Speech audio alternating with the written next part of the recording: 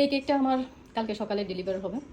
So আমি আজকে রাতে এটা ক্রাম কোটিং করে ফ্রিজে রেখে দেবো।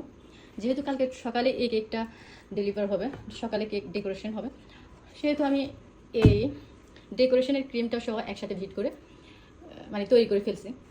এখন অনেকের প্রশ্ন হলো, এই যে বাকি ক্রিমটা আমি কিভাবে ফ্রিজে স্টোর করব। এটা কিন্তু এভাবে ফ্রিজে রাখা যাবে না। ফ্রিজে যদি আপনার অন্যান্য খাবার থাকে তাহলে ওই খাবারের গন্ধটা আপনার এই ক্রিমের ভিতরে চলে যাবে। সেজন্য আমরা কি করব, এই যে র্যাপিং পেপার, এই র্যাপিং পেপার দিয়ে আমরা কি করব, র্যাপিং করে নিব।